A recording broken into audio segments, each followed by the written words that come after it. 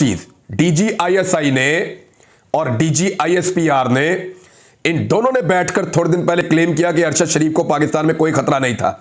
यह देखो खतरा, पाकिस्तान का जो सबसे ज्यादा सिक्योरिटी में घूमने वाला लीडर है इस वक्त, पंजाब की पुलिस भी साथ है, सिक्योरिटी एजेंसी भी साथ है, उसके ऊपर हमला किया गया है।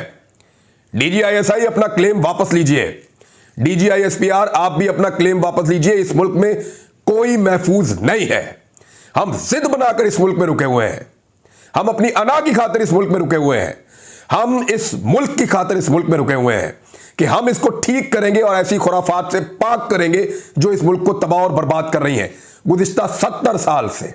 हम वो मुट्ठी खुलवाएंगे, मारो सबको गोलियां, किसी को जिंदा मत छोड़ो, क्योंकि अगर हम जिंदा बचेंगे तो हम इस मुल्क को बदलेंगे और उस तरह का बनाएंगे जहां पे दोबारा मुट्ठी बंद करने, पाकिस्तान का दम घोटने, पाकिस्तानियों को जो है उनका इस्तेहसाल करने, उसकी गुंजाइश फिर हम नहीं छोड़ेंगे इस मुल्क के अंदर।